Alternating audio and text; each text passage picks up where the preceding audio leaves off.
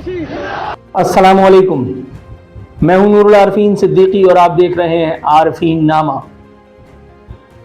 जनाब, 100,000 शुक्र उस पाक परवरदिगार आलम की ज़ात बाबरकत का कि जिसने एक मरतबा फिर हमें आज क्या ये तारीखी दिन खुली आंखों देखना नसीब फरमाया। सुम्मा अल्हम्दुलिल्लाह। आज 1998 वो लम्हा था, वो पल था, वो दिन था कि जब हर पाकिस्तानी उस एक लम्हे के बाद आने वाले हर साल में हर पाकिस्तानी को मुसर्रत, शादमानी, इफ्तिखार, इज्जत और वक़ार के साथ जिंदा रहने की वजह मिली। 28 मई 1998 वो दिन था जिस दिन पाकिस्तान ने हिंदुस्तान के पोखरान एटमी धमाकों का जवाब दिया, और वो भी ऐसा मुंह तोड़ जवाब कि पूरी दुनिया हैरान परेशान रह गई। दुनिया के बड़े बड़े दिमाग शशदर रह गए। अमेरिका का चौधरी बिल क्लिंटन, उसकी तमाम तर धमकियां बेअसर रह गईं। पाकिस्तान को हर तरह का लालच दिया गया, पाकिस्तान को हर तरह की धमकी दी गई। क्या कुछ था जो नहीं हुआ, मगर अल्लाह का शुक्र है सुम्मा अल्हम्दुलिल्लाह, रियासत पाकिस्तान अपनी जगह अटल रही। हमारे फैसले जिस तरह से बदल जाते हैं, जिसकी हमें शिकायत रही है, इस एक लम्हे, इस एक मामले में अल्हम्दुलिल्लाह ऐसा नहीं हुआ। पोखरान में एटमी धमाके करके इंडिया और इंडिया की उस वक्त की हुक्मरान जमात, जो आज भी बदकिस्मती से इक़्तिदार पर काबिज है, ताहम उसका वो एक चेहरा, अटल बिहारी वाजपेयी जैसा मीडिएशन का चेहरा, वो सुलझू चेहरा, आज यकीनन उसकी कमी महसूस होती है। आज वो नरेंद्र मोदी जैसा पाखंडी इक़्तिदार पर काबिज है और उसकी चवलें दुनिया को परेशान किए हुए हैं, खुद हिंदुस्तान वालों के लिए बाइसे शर्म बन चुकी हैं।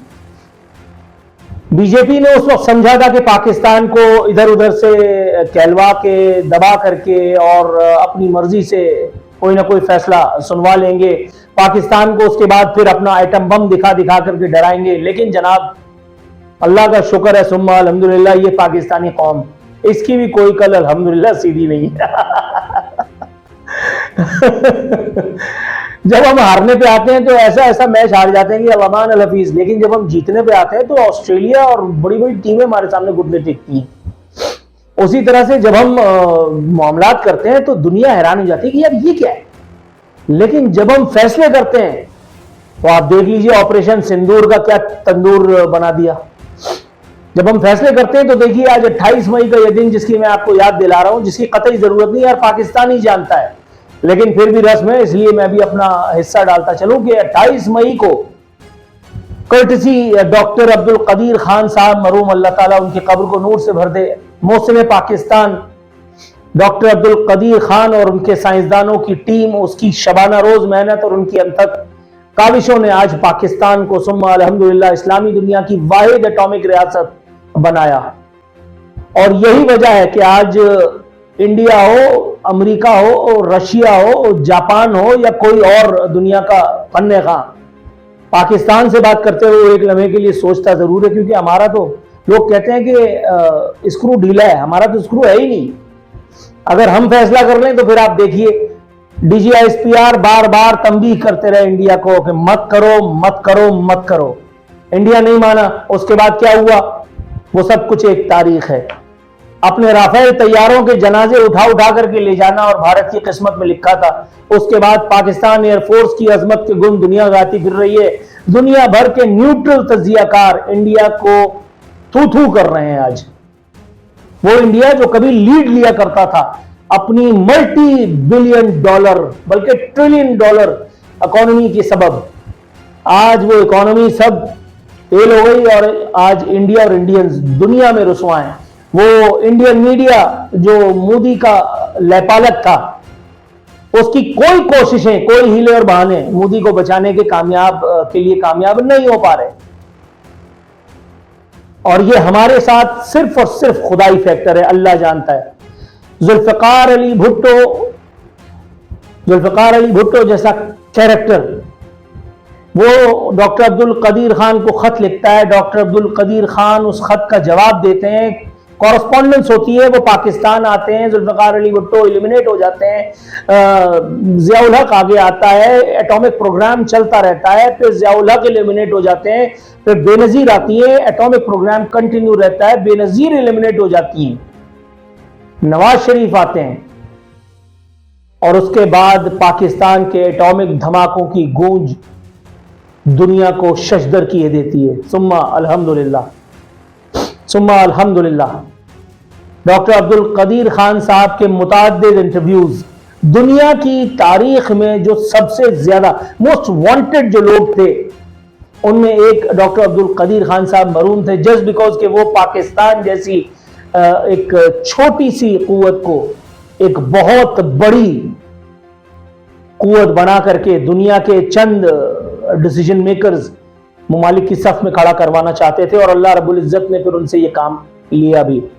आज की ये एपिसोड नज़र है मोहसिन पाकिस्तान डॉक्टर ए.क्यू. खान साहब मरूम और उनकी पूरी टीम को, हर उस सिपाही को, हर उस मर्द मुजाहिद को, हर उस कैरेक्टर को पाकिस्तानी सियासत के, पाकिस्तानी स्टैब्लिशमेंट के, पाकिस्तानी वॉटएवर के, कि जो कभी इस एक सफर में पाकिस्तान के साथ रहा, जिसने कोई एक छोटा सा कदम भी उठा करके पाकिस्तान को उस एक सफर पे मजीद आगे की तरफ बढ़ाया, कि आज मैं और आप बसद इफ्तिखार सर ऊंचा करके इंडिया हो या अमेरिका मुंह तो जवाब दे सकते हैं।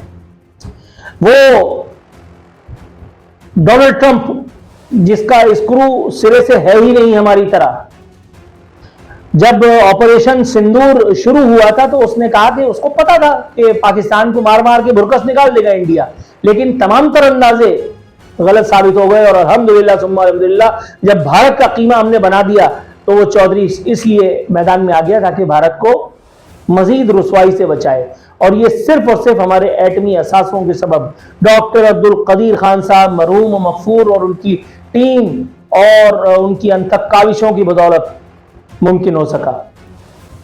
आइए हाथ उठाएं हम भी, हम जिन्हें रस्म दुआ याद नहीं, हम जिन्हें सोज मोहब्बत के सिवा कोई बुत कोई याद नहीं। मैं फैज नहीं हूं इसलिए पूरा जुमला मैं नहीं पढ़ सका, इतनी हिम्मत मैं अपने अंदर नहीं पाता। आइए आज यौम तकबीर के दिन हम कौम के उन तमाम हीरोज को नजराना अकीदत पेश करते हैं और कसम खाते हैं कि जहां कहीं भी हुआ, जब कभी भी हुआ, इस मुल्क और वतन की, इस सरजमीन की इफ़्फ़त असमत, उसकी सरबुलंदी के लिए, उसकी हिफाजत के लिए तन मन धन एक कर देंगे।